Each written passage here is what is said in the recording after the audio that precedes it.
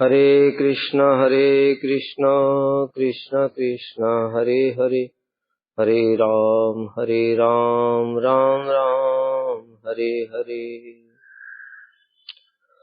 श्री बृहद भागवतामृतम द्वितीय खंड द्वितीय अध्याय हम लोग श्रवण कर रहे थे। गोप कुमार जी मंत्र जप के प्रभाव से महर्लोक में पहुंच गए और वहां पर उन्होंने साक्षात यज्ञ पुरुष भगवान के दर्शन किए। उन्होंने दर्शन किया। महर्लोक का वैभव स्वर्ग से भी बहुत अधिक है और वहां पर यज्ञ पुरुष साक्षात यज्ञों से प्रकट होकर के आहुतियों को ग्रहण करते हैं, हविष्यान को ग्रहण करते हैं और यज्ञ करने वालों को उनके अभीष्ट वरदान प्रदान करते हैं। तद दर्शनो जिम्भित संभ्रमाय हर्षान नमस्कार पराय मह्यम दत्तो निज उच्चिष्ट महाप्रसादस्तेन स्वहस्तेन दयाद्र वाचा। भगवान तो सब जानते हैं, अंतर्यामी है, वो जानते हैं ये गोप कुमार कहाँ से आया, क्यों आया है, और ये परम भक्त है मेरा। इसलिए भगवान उनको देख करके बड़े आनंदित हुए। भगवान भी, उनका चित्त द्रवित हो गया और यज्ञेश्वर का दर्शन करके आश्चर्यजनक उनकी महिमा देख करके गोप कुमार भी अत्यंत संभ्रम युक्त हो गए। गौरव बुद्धि आ गई, हो साक्षात भगवान प्रकट हो गए। साष्टांग प्रणाम किया। भगवान ने जब गोप कुमार को देखा प्रणाम करते हुए तो भगवान भी प्रसन्न होकर के उनको बुलाया, गोप कुमार इधर आओ, और अपना उच्चिष्ट प्रसाद दिया, ये लो। इस प्रकार से गोप कुमार का जीवन कृतार्थ हो गया।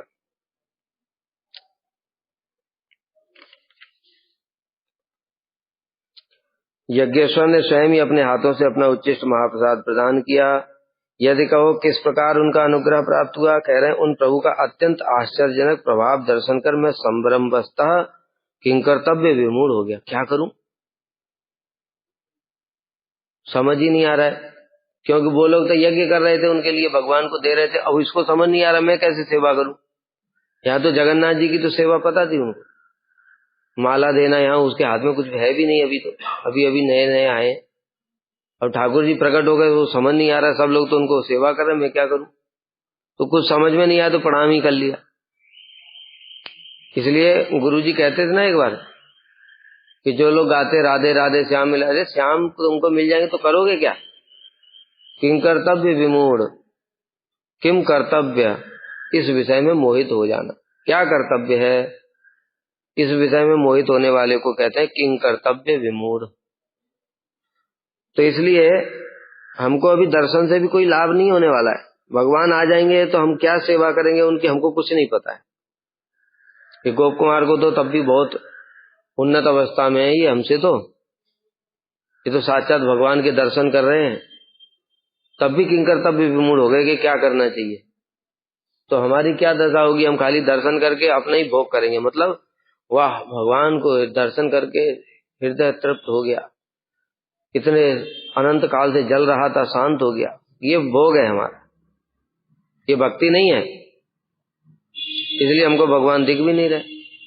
सेवोन्मुखे ही जीवादो, अर्थात जब हम ये सोचने लग जाएंगे जैसे ही भगवान के मेरे दर्शन किसी जन्म में होंगे तो मैं भगवान की ऐसे सेवा करूंगा, ये करूंगा, वो करूंगा, तब उस जन्म में देखेंगे। तब तक ऐसे ही माला घुमाते रहो।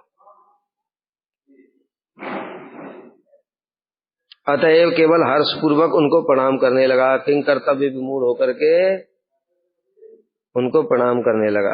मेरी ऐसी अवस्था देख करके प्रभु अपने स्निग्ध वचनों के द्वारा मुझे अपने पास बुलाया और कहा, हे गोप कुमार, मेरे समीप आकर आतिथ्य ग्रहण कर, यू आर माई गेस्ट।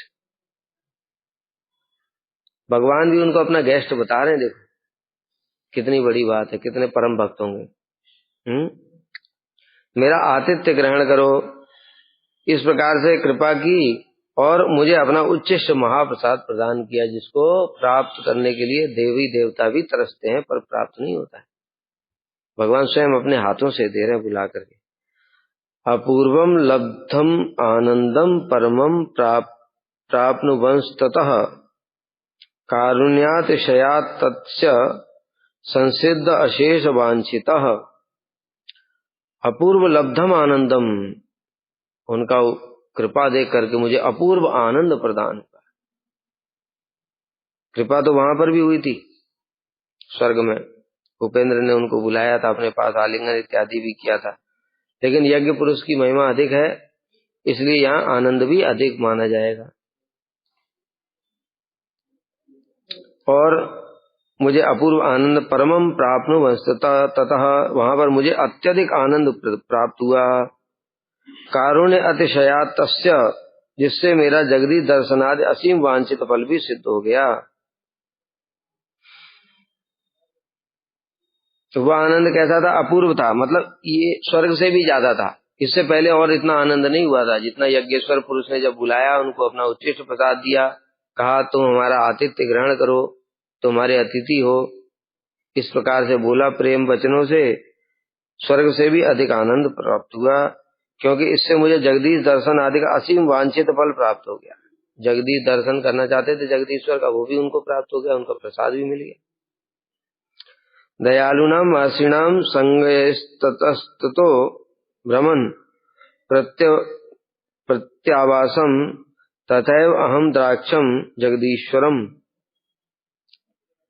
खुद महर्षि बड़े दयालु थे, स्वर्ग के देवताओं की तरह द्वेष मत्सरता से युक्त नहीं थे, वो बड़े दयालु थे, इसलिए मेरे ऊपर बड़ी कृपा करते थे।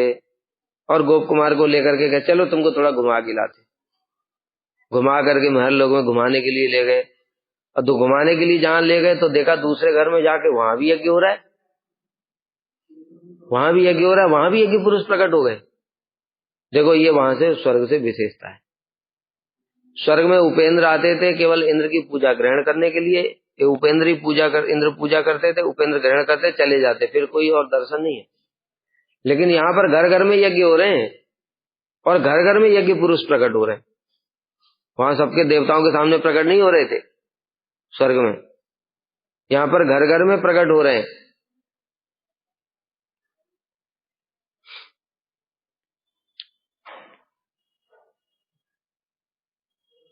मैंने वहां पर देखा प्रत्येक घर में जगदीश्वर उसी प्रकार से पूजित हो रहे हैं, जैसा भृगु इत्यादि पूजा कर रहे थे, उसी प्रकार से अन्य किसी दूसरे महर्षि जो महर लोग में और भी तो होंगे जो यहाँ से पूजा कर करके गए निष्काम कर्म करके, वो यज्ञ इत्यादि करके वो वहां पर पहुंच गए महर लोग में। अब वहां पर देखा वो सब भी वहां जाकर के यज्ञ कर रहे हैं, और सब ब्राह्मण है, वहाँ ब्राह्मणों का अधिकार है ना यज्ञों में, वहाँ सब ब्राह्मण है। ब्राह्मण सब ब्राह्मण मतलब कहने का कर्म से, वहां पर जो भी जाएगा उसको ऑटोमेटिक ब्राह्मणत्व प्राप्त हो जाता है।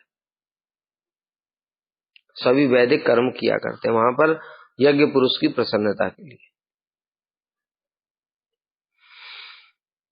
अब दयालु नाम आदि श्लोक में स्वर्ग से भी वैशिष्ट युक्त विभूति की बात कर रहे हैं। उन दयालु महर्षियों के साथ में इधर उधर अर्थात उस लोक में स्थान स्थान पर भ्रमण करने लगा।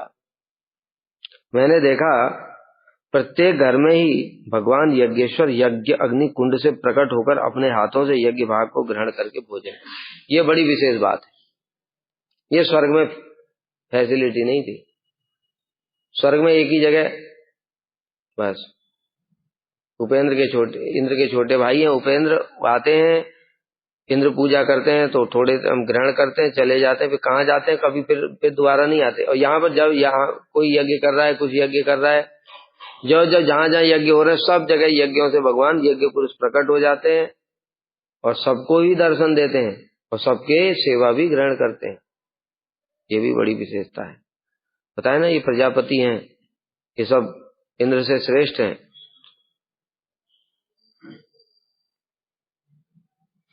मैंने देखा प्रत्येक घर में ही भगवान यज्ञेश्वर अग्नि कुंड से प्रकट होकर अपने हाथों से यज्ञ भाग ग्रहण करके भोजन कर रहे हैं, साक्षात देख रहे हैं। किंतु स्वर्ग में इस प्रकार से भगवान की विभूति के दर्शन नहीं होते थे, पहले ही हमने बता दिया।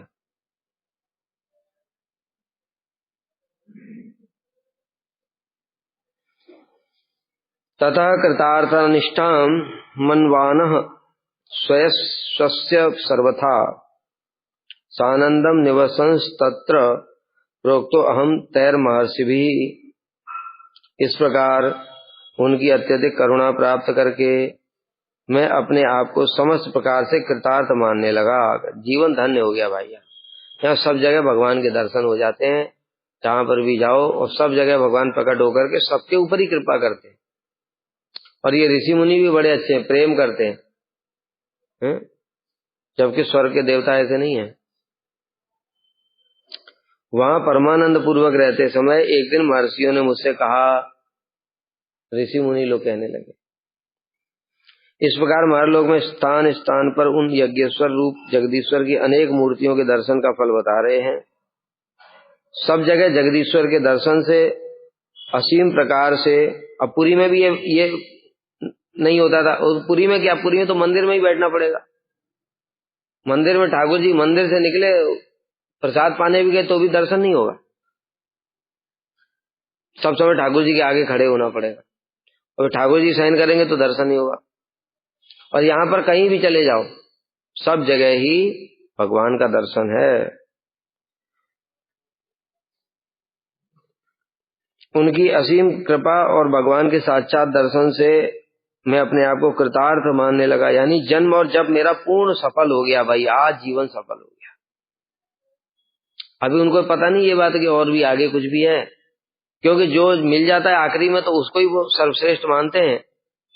क्योंकि तुम लोगों की तरह तो उन्होंने शास्त्र पढ़े नहीं है। शांत रस, दास रस, सख्य रस, वात्सल्य रस, मधुर रस। तुमको तो वात्सल्य मिलेगा तो कहोगे अरे इससे भी श्रेष्ठ और है, अभी तुम क्या हमको दे रहे हो। गोप कुमार ने तो ये रस विचार पढ़ा नहीं, भक्ति रसामृत सिंधु। वो तो बेचारे गांव में गाय चराते थे गोवर्धन में, ठीक है। इसलिए उनको ये बात पता नहीं कि इससे भी आगे कुछ है। लेकिन जो अच्छा और श्रेष्ठ मिलता है तो बड़ा आनंद आता है उनको। और उनको ये भी पता नहीं क्रमशः मुक्ति क्या है, सद्य मुक्ति क्या है। नहीं तुम्हारी तरह होते तो कहते भैया ये नहीं चाहिए हमको, सीधे गोलोक ले चलो, यहाँ बड़े परेशान हो गए, आत्मा बड़ी व्याकुल है, सीधे ले जाओ हमको, और कहीं बीच में रुकना नहीं। देखो नो स्टॉपेज,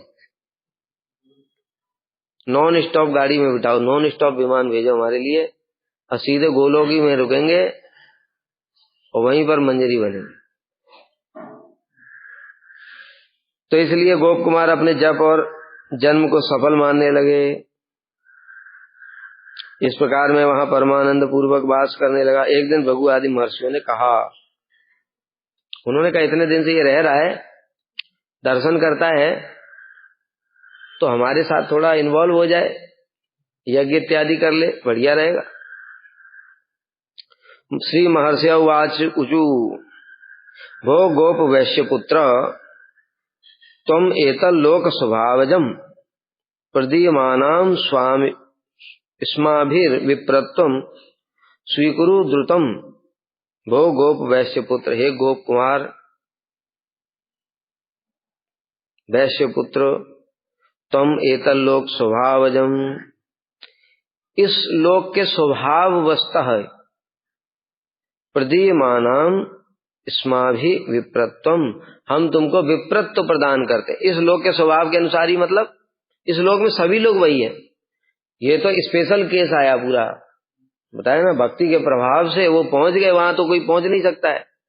वो ब्राह्मणत्व प्राप्त करके ही वहां जाएगा। कर्म के फल से जब जाएगा तो ब्राह्मण ही जाएगा। ब्राह्मण मतलब ब्राह्मणत्व के गुण वाला ही जाएगा, और कोई नहीं जा सकता। वहां पर यज्ञ इत्यादि होते हैं। भगवान यज्ञ पुरुष की संतुष्टि के लिए कोई कामना वासना नहीं होनी चाहिए अपनी।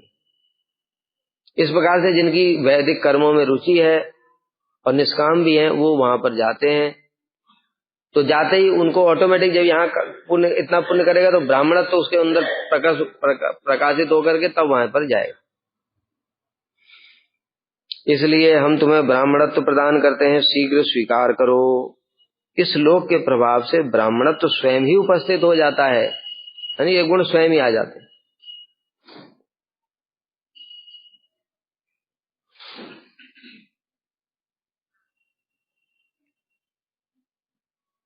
गोरक्षा की वृत्ति से युक्त वैश्य का पुत्र होने के कारण यहाँ गोप कुमार को वैश्य पुत्र कहा गया है। इस प्रकार के संबोधन से यह ध्वनित होता है कि गोप कुमार में सहज रूप में द्विजत्व विद्यमान था। क्या मतलब है? द्विजत्व विद्यमान था। द्विजत्व, द्विज किसको कहते हैं? जिनका वैदिक कर्मों में अधिकार है, उनको द्विज कहते हैं। जन्म न जायते शूद्र संस्कार द्विजम उच्यते।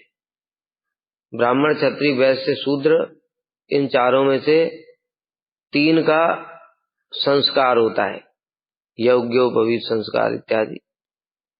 और संस्कार के समय उनको गायत्री मंत्र दिया जाता है। उसके पश्चात उनका वेदों में अधिकार होता है। उसके पहले वो किसी का भी वेदों में अधिकार नहीं है, चाहे वो ब्राह्मण ही क्यों ना हो। ब्राह्मण बालक का 8 साल की उम्र में संस्कार होता है। क्षत्रिय का भी उम्र अलग है, वैश्य की भी उम्र अलग अलग है, सबकी नियम भी अलग अलग है। तो इस प्रकार से ये द्विज कहलाते हैं। तो ये तो स्वाभाविक रूप से द्विज थे, इनके अंदर स्वाभाविक रूप में। और ये द्विज क्या है? भक्त तो होते हैं, द्विज से भी बहुत ऊपर होते, ब्राह्मण से भी श्रेष्ठ है। महर्षियों ने कहा, हे गोप वैश्य पुत्र, तुम विप्रत्व स्वीकार करो, अर्थात ब्राह्मण हो जाओ।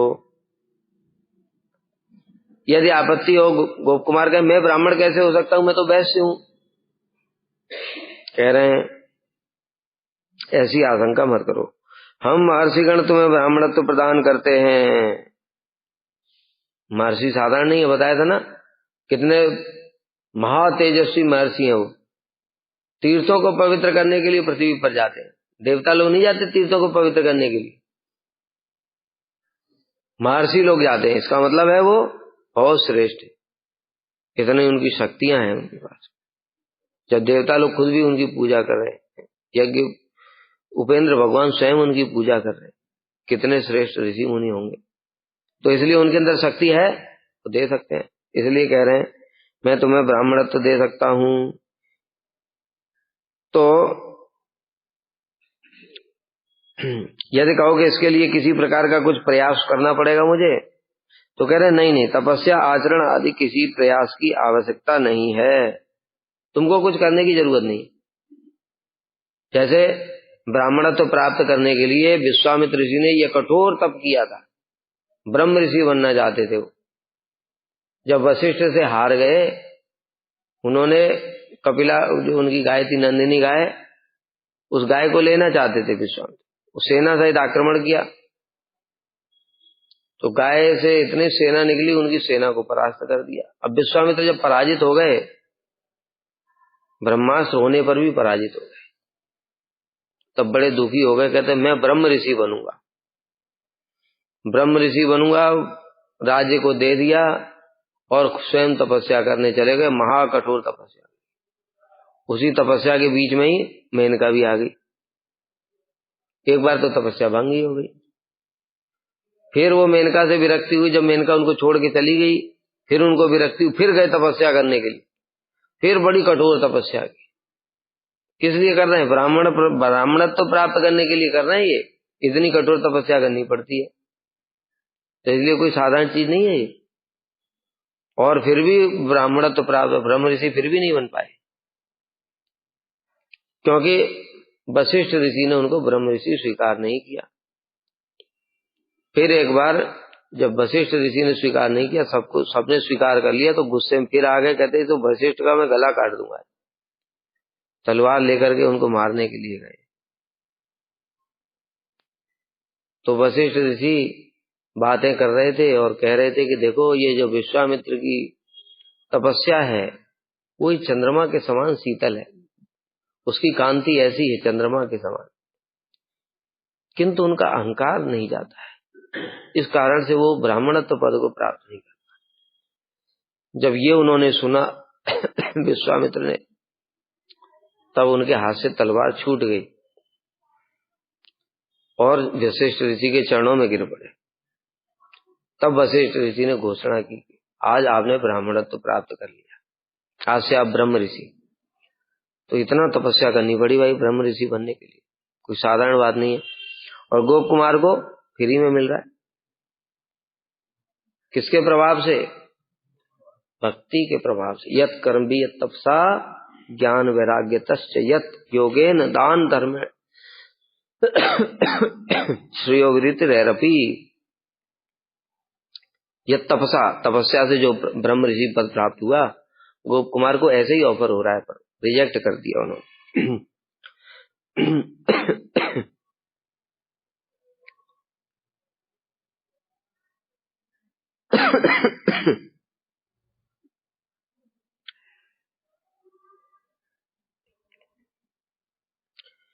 इस ऋषि लोक के स्वाभाविक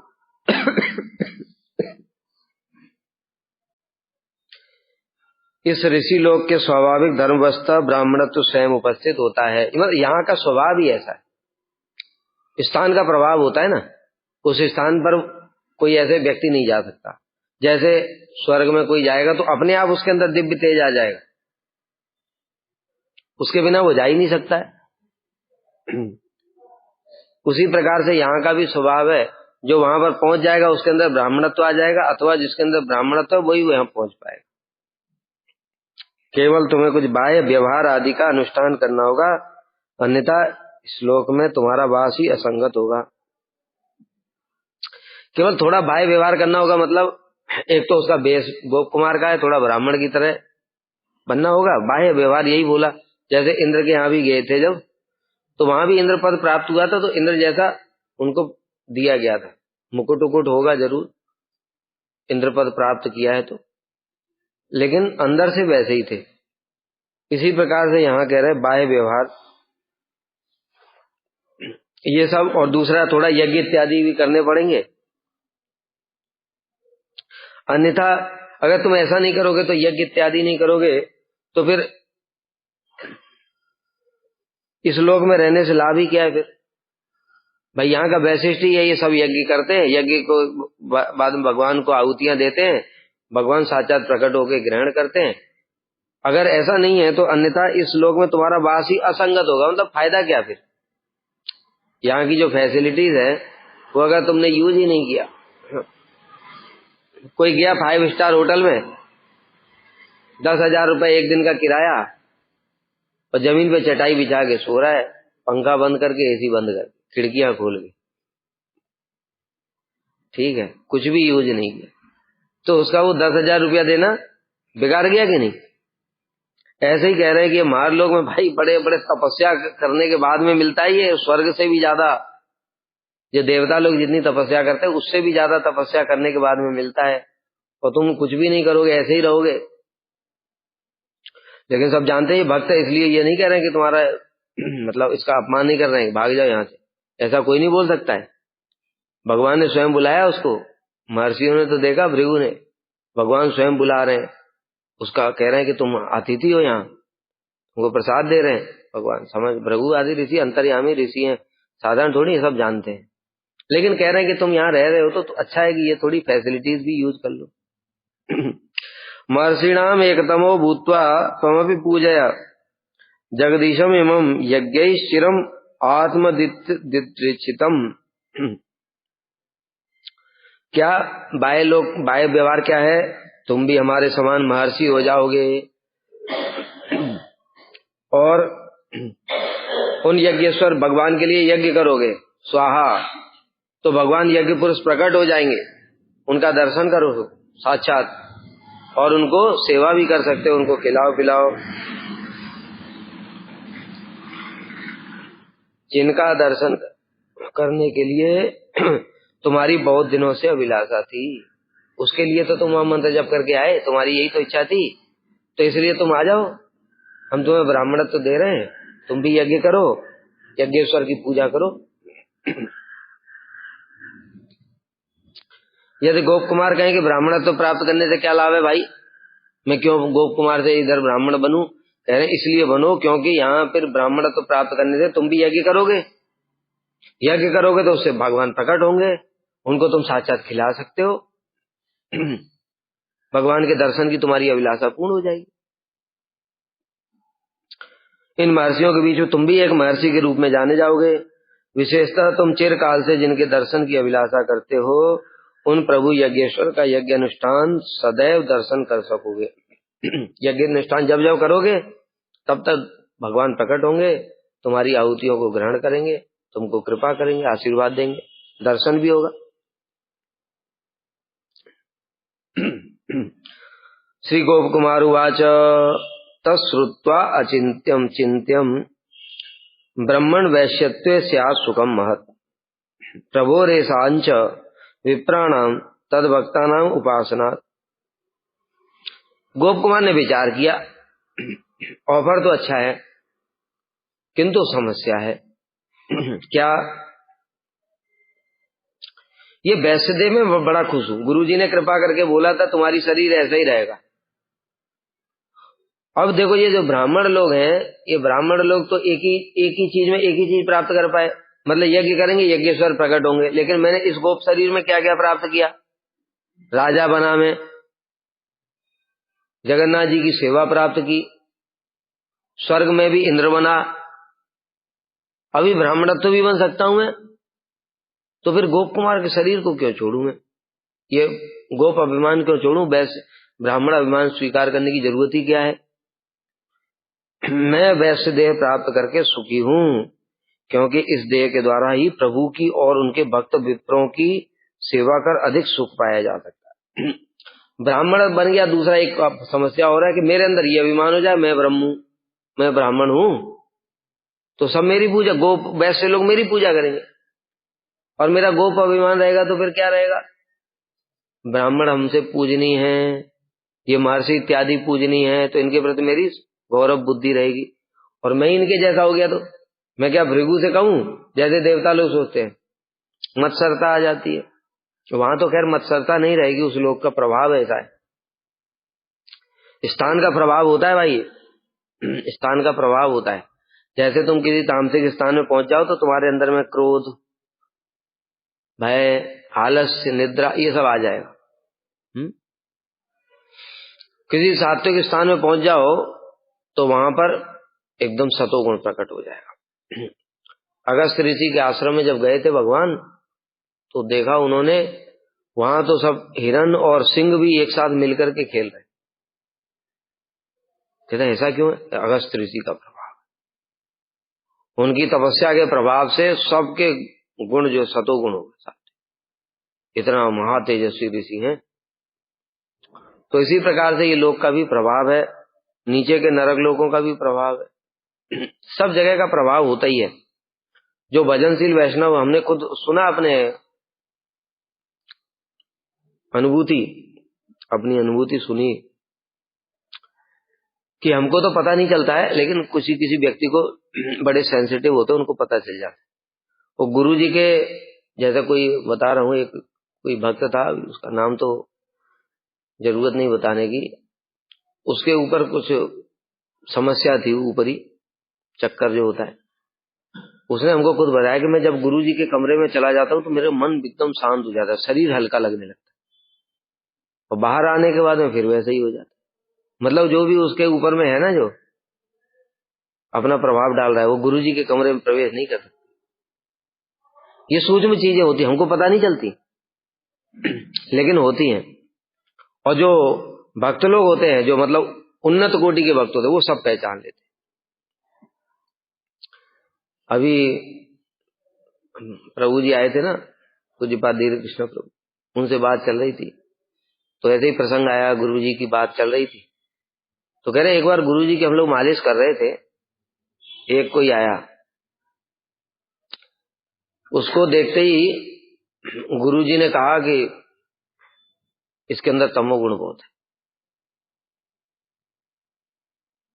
और फिर उसने वो भी प्रार्थना की, गुरु जी मालिश करो। तो मालिश करने के लिए जैसे ही गुरु जी को स्पर्श किया तो गुरु जी एकदम से उठ गए, कहते तुम मालिश नहीं करोगे, तुम मालिश नहीं करोगे। मतलब क्या? वो स्पर्श से छोड़ो, दूर से देखने से ही पहचान लेते किसके अंदर में कैसे वाइब्रेशन।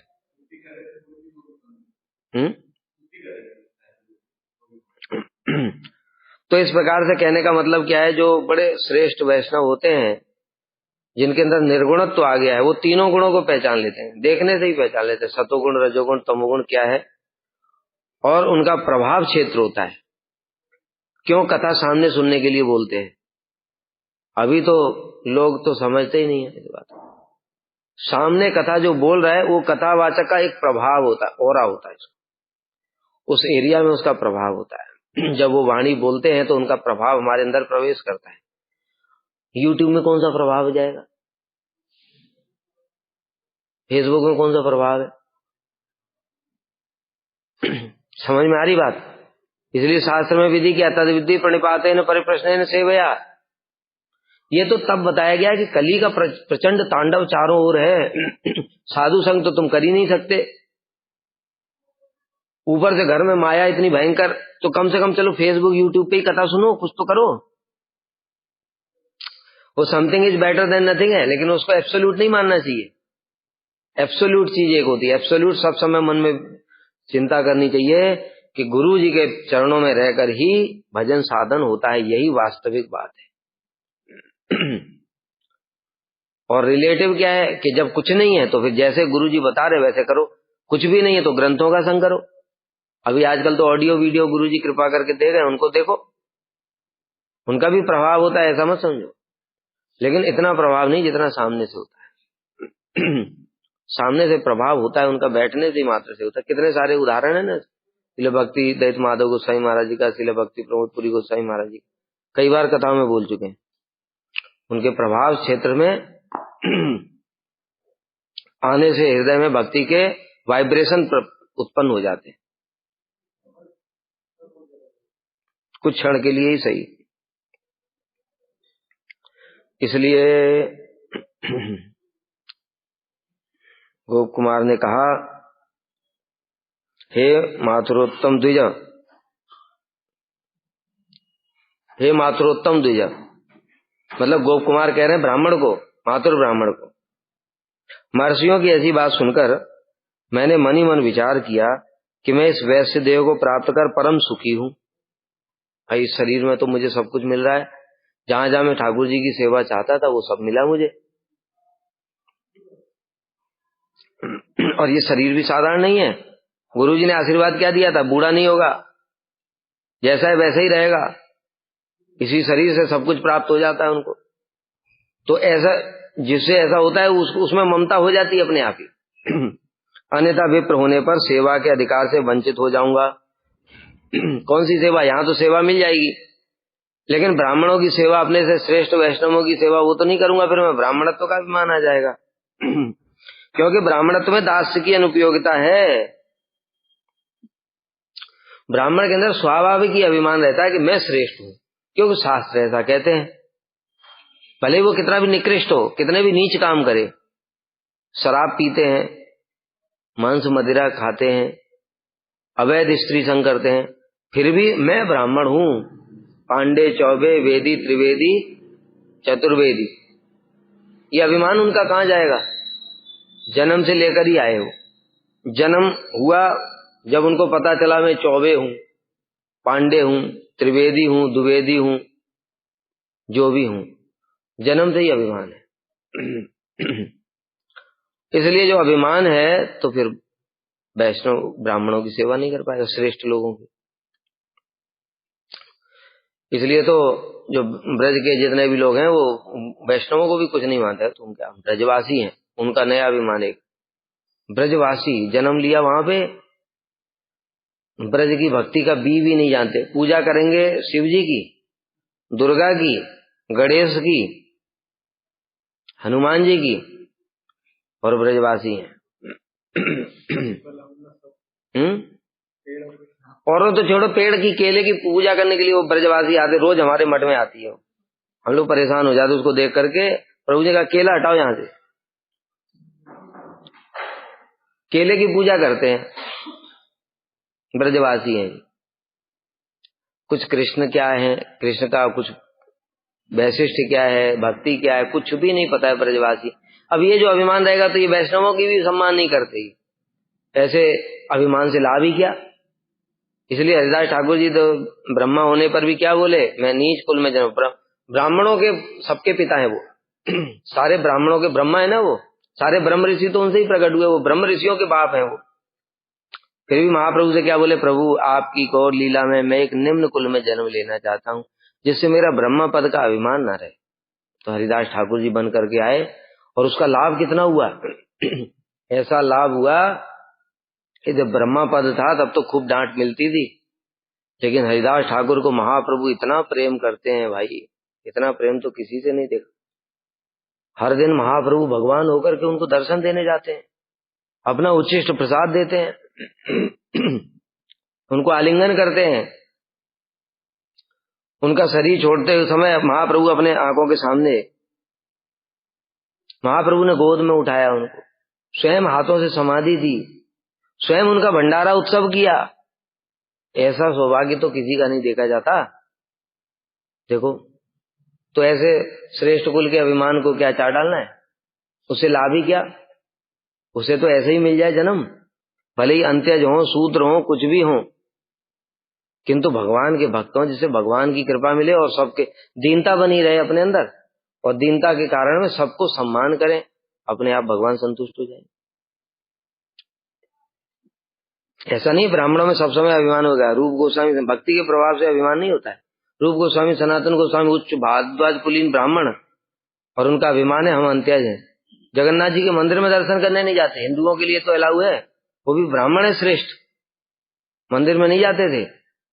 दीनता ऐसी भक्ति के प्रभाव से कि हमने मुसलमानों की नौकरी करी है इसलिए हम मुस्लिम हैं अंत्यज हैं, हमको दर्शन करने का अधिकार नहीं। ब्राह्मणत्व में दास्य भाव की अनुपयोगिता के कारण ब्राह्मण देह से इस प्रकार की सेवा भली भांति नहीं होगी। पक्षांतर में वैश्य देह द्वारा ही दास्य भाव से यज्ञेश्वर और वैष्णव अर्थात उनके भक्त और ब्राह्मणों की सेवा की जा सकती है। बड़ी विशेष बात बताया, ये अभिमान बड़ा महत्व रखता है। भक्ति जब तक नहीं आई तब तक ये जाति कुल जन्म ऐश्वर्य श्रुत श्री एदमान मदह पुमान नयावारती अब धातु वही तो अकिंचन गोचर। कुंती देवी कह रही हैं, जिनके अंदर जन्म ऐश्वर्य श्रुत पांडित्य श्री सौंदर्य इत्यादि का अभिमान है, वो भगवान का भजन नहीं करते। अभिमान है जिनके अंदर, अभिमान नहीं है और ये चीजें हैं तो वो सब भजन कर सकते हैं।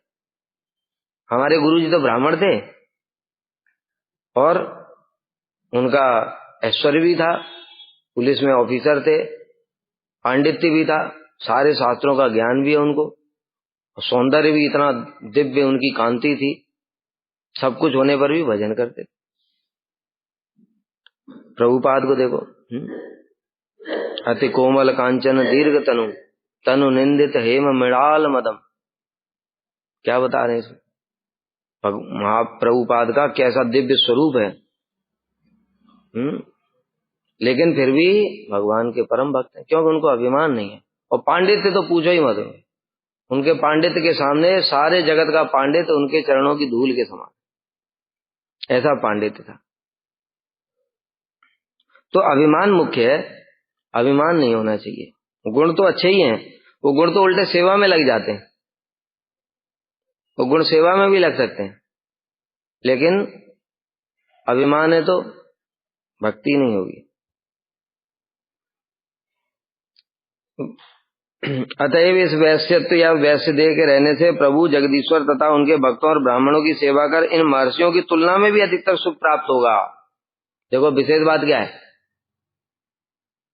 इन महर्षियों को सेवा केवल ठाकुर जी की सेवा करते हैं ये, लेकिन अभी कोई शूद्र वैष्णव है तो उनके अंदर ब्राह्मणत्व का अभिमान है, तो वैष्णव भी इनसे सेवा नहीं ग्रहण करेगा। मान लो कोई महर्षि है, वो जानता है तत्व भी, क्या तत्व है कि वैष्णव ही श्रेष्ठ हैं चाहे किसी भी कुल में हो,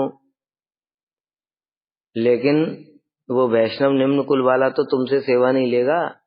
जैसे हरिदास ठाकुर जी हैं, उनके अभिमान क्या है, मैं अंत्यज हूं। अब कोई ब्राह्मण आकर के उनके अगर पैर दबाएगा तो कैसे सेवा लेंगे? ले ही नहीं सकते, इसलिए सेवा का सुयोग नहीं मिलता है। दूसरी ओर गोप कुमार यही कह रहे हैं कि ये जो भृगु इत्यादि ऋषि हैं, इनको ठाकुर जी की सेवा का सुख तो मिलता है, लेकिन अन्य वैष्णवों की जो इनसे निम्न कुल वाले उनकी सेवा ये नहीं कर सकते, क्योंकि ये लोग करना भी चाहे तो वो वैष्णव सेवा नहीं लेंगे। वैष्णवों के वैष्णव मर्यादा का पालन करते सब समय, वो जानते हैं तत्व से कि वैष्णव श्रेष्ठ हैं, किंतु होने पर भी लौकिक मर्यादा भी पालन करते हैं, है ना। अपने से श्रेष्ठ जो वर्ण है उससे सेवा ग्रहण नहीं करते। तो इसलिए भी महर्षियों की तुलना में मुझे अधिक सुख प्राप्त होगा, क्योंकि मैं भगवान की भी सेवा कर सकता हूँ, महर्षियों की भी कर सकता हूँ, और कोई दूसरा वैष्णव और निम्न कुल वाला उसकी भी सेवा कर सकता हूँ। उससे भगवान ज्यादा संतुष्ट होते। जैसे कालिदास से हुए थे ना, महाप्रभु के रघुनाथ दास गोस्वामी के चाचा जी कालिदास, और वो शूद्र थे, क्या नाम था उनका, जड़ू ठाकुर। जड़ू ठाकुर जी शूद्र थे और उनकी सेवा किया उन्होंने, और सेवा करने से महाप्रभु संतुष्ट होकर के उनको चरणामृत दे दिया। और जो ब्राह्मण अभिमान वाले, फिर उनको चरणामृत कहाँ मिलेगा, किसी को नहीं देते थे महाप्रभु। ये एक कारण बताया जिस कारण से गोप उन्होंने शरीर नहीं छोड़ा। दूसरा, एसाम यज्ञैक निष्ठानाम एकै नावश्यके निजे जपे च सद्गुरुदिष्टे मान्द्यम स्यादृष्ट सत्फले। एक और समस्या है, विचार किया उन्होंने, भक्ति के प्रभाव से विचार शक्ति आई गुरु जी की कृपा से। यदि महर्षियों के मतानुसार ब्राह्मण तो अंगीकार करता हूं, तब सदगुरु द्वारा उपदेश मंत्र जब में अवश्य शिथिलता होगी,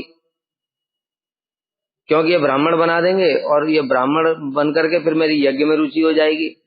जब यज्ञ में रुचि हो जाएगी, यज्ञ से भगवान प्रकट होंगे, उनका दर्शन करूंगा, फिर मंत्र जब मैं सोचूंगा इससे ही तो भगवान के दर्शन हो जाते, फिर मंत्र जप नहीं करूंगा। और मंत्र के प्रभाव से ही अब तक मुझे जो कुछ लाभ हुआ सब कुछ मंत्र से ही हुआ, तो गुरु जी का मंत्र भी शिथिलता हो जाएगी, इसलिए ये गड़बड़ है। और इस प्रकार से शीघ्र फलप्रद मंत्र जप में शिथिल का प्रकाश करना उचित नहीं है। गुरु जी ने बताया था ये कि बेटा मंत्र जप में शिथिलता मत करो। अब तक मुझे इतनी सारी वस्तुएं प्राप्त हुई हैं, क्या पता इससे भी कुछ और श्रेष्ठ हो, इनकी बात मान करके तो यहीं अटक जाऊंगा। लेकिन मंत्र मैं देखता आ रहा हूं, अभी उनको ये पता नहीं इससे श्रेष्ठ कुछ है, लेकिन ये तो समझ गए ना कि मंत्र से ही मुझे जगन्नाथ की सेवा मिली थी, मंत्र से ही मुझे उपेंद्र की सेवा मिली थी, मंत्र से ही यहां भी मिल रहा है, हो सकता है इससे भी कुछ और ऊपर हो, वो भी मंत्र से ही मिलेगा। लेकिन मंत्र को अगर मैं ठीक से नहीं जप करूंगा, उनके यज्ञ में फंस गया तो यहीं रह जाऊंगा, बस यहीं तक। ये भी बात है।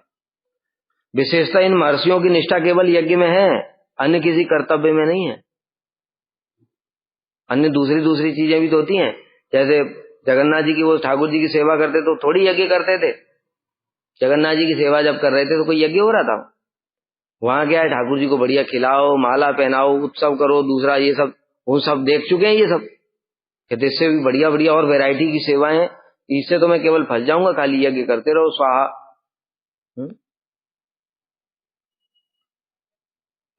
इस प्रकार मन विचार करके मैंने विप्रोना स्वीकार नहीं किया, अर्थात ब्राह्मण नहीं बना। यदि कहोगे ऐसे महज्जनों के वचनों का अनादर करने से क्या अपराध नहीं होगा, कह रहे हैं ऐसी आशंका मत करो, क्योंकि उनसे प्रार्थना की, प्रभु मुझे ब्राह्मणत्व तो नहीं चाहिए, मैं ना ये गोप कुमार देह में बहुत प्रसन्न हूं, मुझे इसी शरीर से मुझे बहुत ठाकुर जी की सेवा भी मिली, दर्शन भी मिला, इसलिए आप कृपा करके मुझे क्षमा कर दें, मैं आपकी बात को स्वीकार नहीं कर पाऊंगा। आपने जो ऑफर दिया उसको मैं ऐसे विनम्रता पूर्वक, दीनता पूर्वक रिजेक्ट किया। और बताया ना, देखो एक और भी चीज होती है, जो बुद्धिमान लोग होते हैं ना, जिस चीज से उनको सिद्धि प्राप्त होती है उसी में उनकी आसक्ति हो जाती। जब ये काकभूषणी की कथा सुनाई थी हमने, ये शूद्र थे, अयोध्या में जन्म हुआ, अयोध्या में अकाल पड़ा, उज्जैन चले गए, वहां पर शिव जी ने शाप दे दिया 1000 जन तक भटकता रहेगा। तब उनके गुरु जी ने प्रार्थना की, शिव जी को प्रसन्न किया। शिव जी ने कहा वरदान मांगो, कहते पहला वरदान तो मैं अपने लिए मांगता हूं, मुझे राम की भक्ति हो जाए। शिव जी ने तथास्तु बोल। दूसरा वरदान इसके लिए मांगता हूं, ये निकम्मा है तो क्या हुआ, है तो मेरा शिष्य, बड़ी ममता होती है गुरु की, तो कहते इसके लिए वरदान मांगता हूं, आप इसको क्षमा कर दो। शिव जी ने कहा ठीक है, तुम बोल रहे तो क्षमा कर देता हूं, ये 1000 जन्म तो लेगा, किंतु इसको जन्म और मृत्यु का जो दुख है वो नहीं होगा, पहली बात। दूसरी बात, साप को ही वरदान में बदल दिया। देखो भगवान महत वैष्णवा नाम यथा शंभु है ना, वो साप को ही वरदान में बदल दिया। और दूसरी बात, इसको प्रत्येक जन्म में पूर्व जन्म की स्मृति भी रहेगी, और प्रत्येक जन्म में इसका राम जी के चरणों में अनुराग बढ़ेगा, और अंत में राम जी की भक्ति प्राप्त कर ले। तो साप ही वरदान हो। तो भाई काकभूषणी ने फिर बन गए, साप लगा, योनि प्राप्त हुई और उसको छोड़ दिया, दूसरी प्राप्त हुई। और हर जन्म में, क्योंकि उनको सारा पूर्व का स्मरण था, राम जी की भक्ति करते रहे 1000 जन्मों तक। 1000 जन्मों के बाद तो फिर कौए का शरीर मिला, ब्राह्मण का शरीर मिला। ब्राह्मण का शरीर मिला, ब्राह्मण का जब शरीर मिला तो फिर लोमस ऋषि के पास पहुंचे और लोमस ऋषि से पूछने लगे, मुझे राम जी की ना सगुण की कथा सुनाओ। लोमस ऋषि ने सगुण की कथा सुनाते सुनाते निर्गुण शुरू कर दिया। इन्होंने उनकी बात काट दी, प्रभु मुझे सगुण में ही आनंद आता है, अब निर्गुण की कथा बंद करो, सगुण की सुनाओ। लोमस ऋषि ने फिर अपना कंट्रोल किया, कंट्रोल करके फिर सगुण की कथा सुनानी शुरू, सगुण की सुना दे, फिर निर्गुण पे आ गए, फिर इसने काट दिया उनकी बात। अभी हम कथा कर रहे हैं, कोई बार बार हमारी बात काटे तो क्या होगा। अति संघर्षण जोकर कोई अनल प्रगट चंदन ते हुई। चंदन तो बड़ा शीतल है, लेकिन ज्यादा तुम उसको रगड़ दिया अगर तो उसके अग्नि प्रकट हो जाती है, होती कि नहीं। चंदन की लकड़ी को रगड़ दो, ऐसे रगड़ते जाओ तो उसमें से अग्नि प्रकट हो जाती है। सुन गुरु बहुत अवज्ञा कीनी क्रोध उपन ज्ञान के। बहुत अवज्ञा करने से ज्ञानियों के हृदय में भी क्रोध उत्पन्न हो जाता है। इसलिए रोमस ऋषि को क्रोध आ गया, बहुत बकबक करता है, कौए की तरह कौआ हो जा, काँव काँव कर रहा है इतनी देर से, गुरु की बात काटता है, कौआ हो गया। लेकिन 1000 जन तक राम की भक्ति की थी भाई, पता है ना, अपना साधन ही अपने साथ है, साधन ही बल है, भजन साधन कर लो वही साथ रहता है, कुछ भी हो जाए। श्रील भक्ति विज्ञान भारती गोस्वामी महाराज जी हमेशा कहते धर्म ही साथ देता है और कोई साथ नहीं है। अगले जन्म में कौन क्या है, कौन क्या है कुछ पता नहीं, तुम साधन भजन करो वो तुम्हारे साथ है, वही रक्षा करेगा। सांप लगने के बाद भी कौआ बन गया वो, फिर भी उसके हृदय में कोई दुख नहीं हुआ, कोई ऋषि के प्रति क्रोध नहीं हुआ, उल्टा विनम्रता पूर्वक प्रणाम किया, प्रणाम करके उड़ के चला गया। जब लोमस ऋषि ने देखा, अरे इसकी तो कोई गलती भी नहीं थी, मुझे क्रोध भी क्यों आया, तो उन्हें बुलाया, अरे कौआ इधर आ, और फिर उसको तुझे इसी शरीर में ही राम जी की भक्ति मिल जाएगी। तो फिर उसी कालक्रम से फिर अयोध्या में लीला चल रही थी राम जी की, वहां कौआ पहुंच गया और राम जी के हाथ से मालपुआ खा रहे, छीन लिया। और राम जी छीनते हैं, कभी ये छीनता है, कभी आगे पीछे, ऐसे करके खूब लीला चल रही है। और राम जी फिर रोने लगते हैं, जब मालपुआ छीन लिया तो रोने लगते। तब इनके मन में संदेह, ये कैसे परब्रह्म है, तो कौए मालपुआ के लिए छोटे से बच्चे की तरह रो रहे, और बस मोहित होकर के उड़ गया। उड़ा तो फिर देखा राम जी का हाथ पीछे ऐसे आगे बढ़ा, पीछे पीछे आ रहा है, जहां जहां गया मैं सब जगह राम जी का हाथ मेरा पीछा निकला। अंत में आके भगवान राम के शरणागत हो गया। तब राम जी ने अपना दर्शन दिया और उनको कहा, बता तुझे क्या दे दूं, मोक्ष दे दूं, ब्रह्मा पद दे दूं, क्या दे दूं। तो बोला, प्रभु आपने सब कुछ बोला, भक्ति नहीं बोली। कहता कौआ होकर भी तू बहुत चतुर है, जा तुझे मैं भक्ति देता हूं। तो काकभूषणी उड़ के चले गए। अब क्या है कि वो कह रहे हैं कि मुझे इसलिए ये कौए के शरीर में ममता है।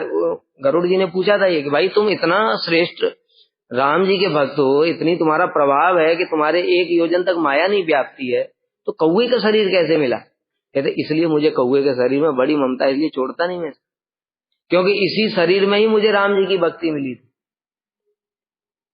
इसलिए यहाँ गोप कुमार को भी ऐसे ही समझना चाहिए कि यद्यपि उनको ब्राह्मण का ऑफर तो मिल रहा है, लेकिन गोप शरीर में उनको सब कुछ प्राप्त हो रहा है। और वास्तव में ये जो प्रेरणा हुई है वो मंत्र की प्रभाव और गुरु की कृपा से है, नहीं तो बदल जाते, ये लोभ में आ जाते। गुरु की कृपा है ना, गुरु तो इनके गुरु जो है वो सिद्ध थे, वो जानते हैं इसका स्वरूप गोप का ही है, ब्रज में गोप का ही स्वरूप।